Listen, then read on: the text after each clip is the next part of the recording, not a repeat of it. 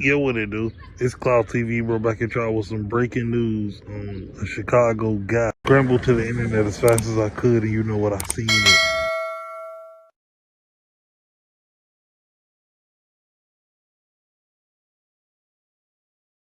Some people have dreams being a lawyer.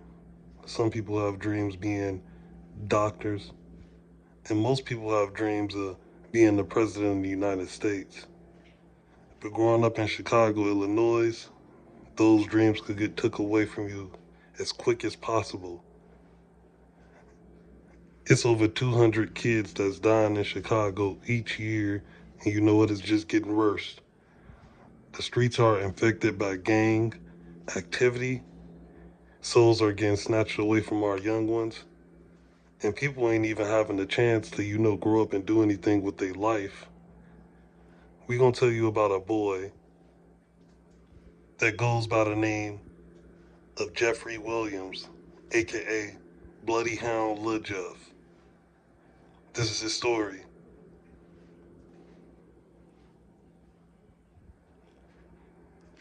Now, Bloodhound Lil Jeff.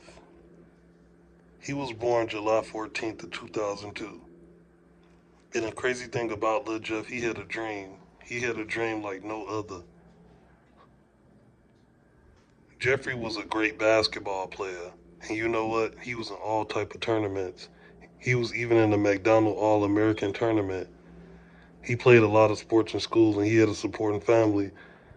While his big brother, J Boogie, was a gang member in the city of Chicago on the streets of 079. Now they call this Drill City. His big brother was doing a lot of crazy stuff, putting in work, going to jail back and forth. He had a lot of crazy felony charges like unuse of a firearm, and he caught another charge of, unlawful use of a firearm, and that will put his brother behind bars for about 3 to 4 years. Lil Jeff at this time was still playing basketball, going crazy. I mean, he was like the star of his team. But when it came to varsity level basketball, Lil Jeff didn't make it. Lil Jeff would eventually not be accepted on the varsity team for playing basketball for his school. And that kind of hurt Lil Jeff. That was the only tool this young man had to get up out of the city of Chicago, to do something positive with his life, to make a change and make money for his family. Lil Jeff was so mad about that. He gave up. He gave up the life on the court. And you know what? He started hanging on the streets more and more, trying to be like his brother. Like he was mad at the world, like he had something to prove. And I can't lie, Lil Jeff was nice with that basketball, but it just didn't work out for him at that time. So like I said before, he hopped head first into the streets. Lil Jeff jumped off the porch when he was about 14 years old, and the bloodbath that he would leave will scare Chicago straight. People who did this before was people like King Von, and this is crazy. This is something like the future. King Von was noticeably the had at least like 9 bodies, they said. King Von had that. And he passed away from a traumatic experience in another city, affiliates from Quando Rondo. And the guy who basically blicked him down was Lil Tim. He was a part of Quando Rondo's camp. King Von was a bully and he made songs taunting his ops. He even bragged on social media about how many bodies he had. And it was just crazy. So this was kind of like the future after King Von had passed away. You had copycat killers, people who wanted to be like King Von. And let's just say Bloodhound Lil Jeff was one of them.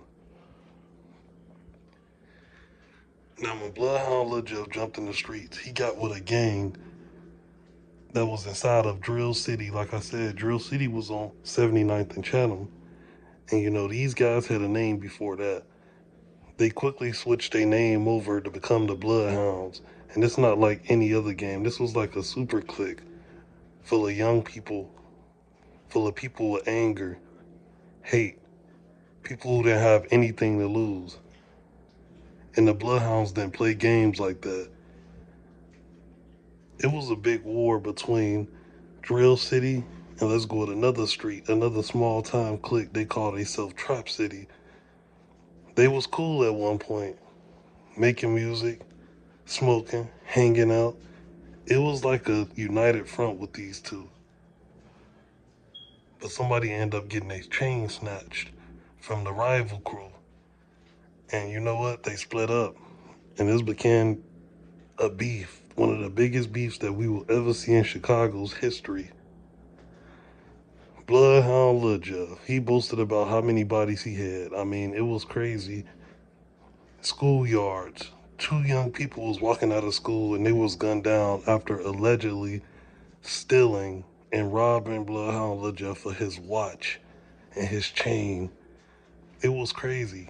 Bloodhound Lil Jeff was getting to the point where he was putting stuff on the internet that he wasn't supposed to. He bragged about a lot of people who was being murdered in Chicago, self-snitching on himself, saying that he did it.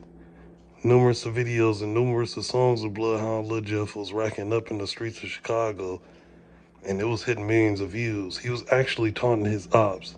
And like I said, he was self-snitching, saying that he committed those crimes. Right now, Bloodhound Lil Jeff's top song is called Ah, and that song is at 11 million views. He started gaining a lot of attention in Chicago, and he was not to be played with. But he also had a bad habit, like Percocets. As him and his cousin, Bloodhound Q50, another member of the Bloodhounds, his blood cousin, will start breaking down Percocets and actually sniffing these. These will cause these guys to flash out and be maniacs in the streets.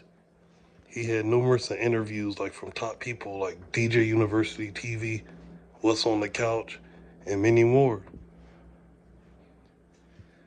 Bloodhound Lil Jeff cousin was killed at a car wash, and that's what made him tattoo his name on his face. After that, Bloodhound Lil Jeff was just starting to make threats to everybody, saying that he was going to be crazy in the streets. A lot of people was going to pass away due to this, and which it did. On 79th and Chatham alone, over 25 young boys was struck and killed by gang members, and a lot of people said that this happened between the Bloodhounds. Their names was really ringing bells in these streets. I mean, it was just crazy. And I can't believe that Bloodhound Lil Jeff was a part of this. Like I said, this guy had a bright future, a basketball scholarships, but he just couldn't make the varsity team.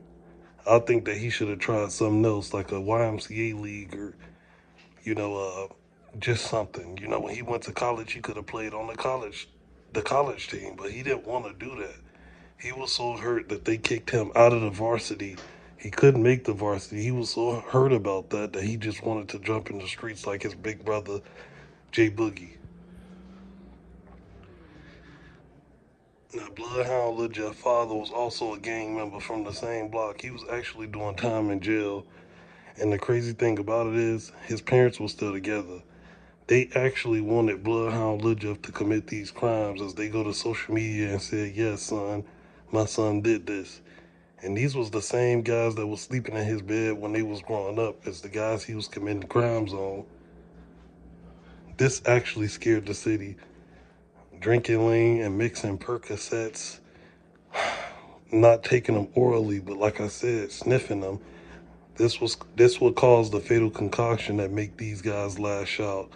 And like I said, they was just dropping diss songs on everybody they could. They was going on the low end to the jungle. They was cool with those guys down there, and then started beefing with them.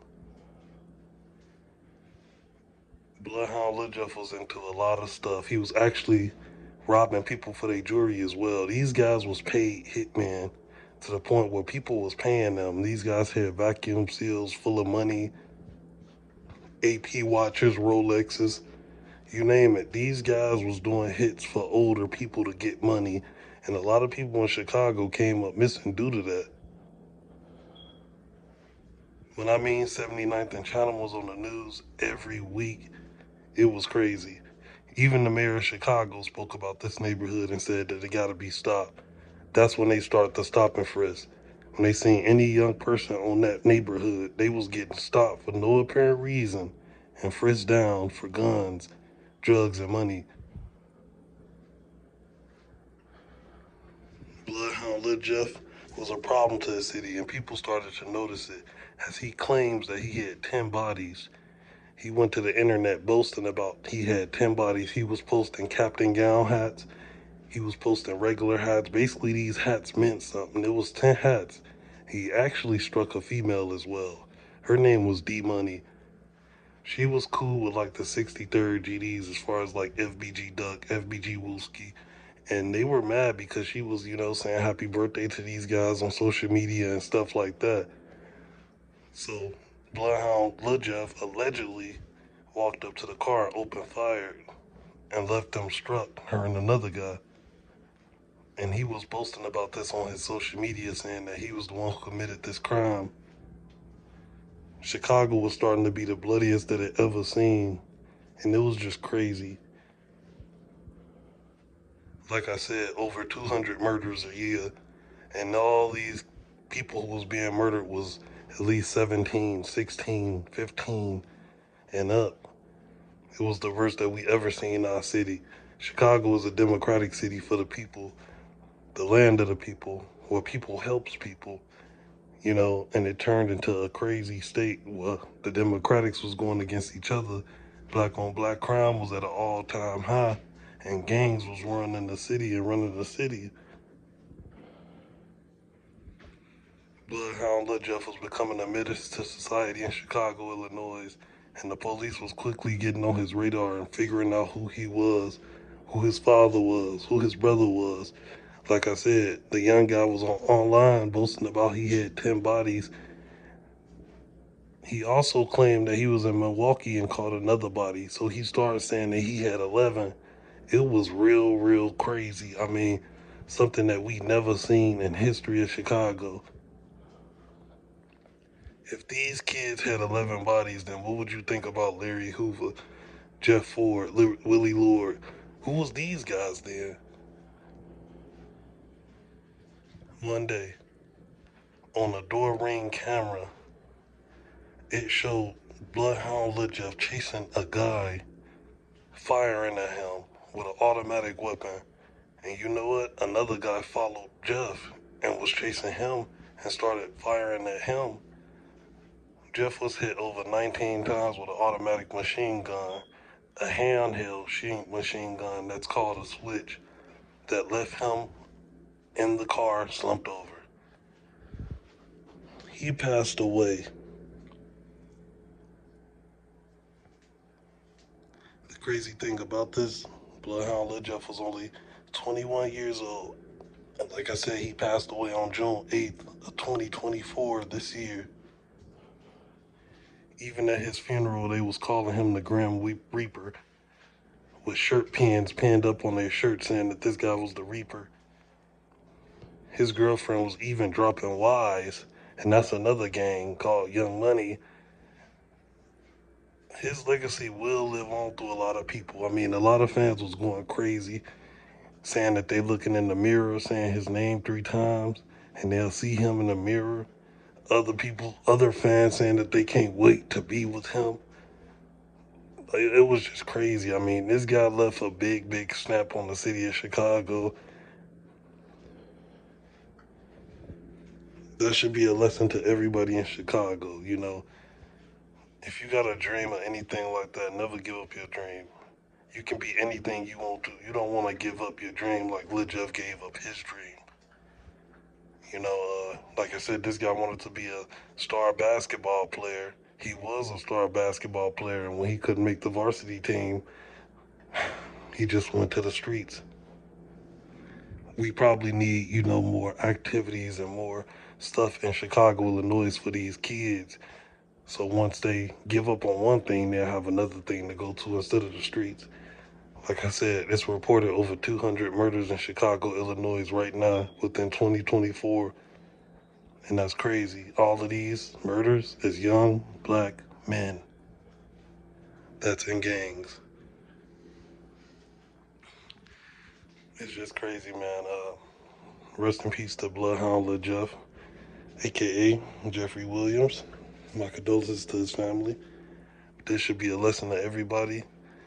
Stay in school, because gang violence is not cool. It only ends you up in two places, and that's deceased, and that's in jail. Never let nobody peer pressure you into doing drugs either, because as these young men, they was heavily influenced by these super drugs, lean, Percocet, stuff like that. Some people can't handle that stuff, and it'll make them do crazy stuff. And like I said, we're not saying that these factuals, these are rumors off the internet. And for YouTube, this is just a documentary, an educational documentary for people out there to learn LaJeff's story. Like I said, we don't know if it's true or not. We just wanted to put this out there for people to see this. And we try to put together our own story from the information that we have from the internet. So I hope y'all enjoyed that. It was a story, like I said, from all the information that we gathered on this young man, Jeffrey, Williams. Like I said, may he rest in peace. This guy was 21 years old, had a lot of life to live. And that just goes to show you, never give up your dreams because you don't want to end up somewhere that you don't. Y'all subscribe to the channel and let me know what y'all think about this. It's Cloud TV, and we out of this thing. Gang.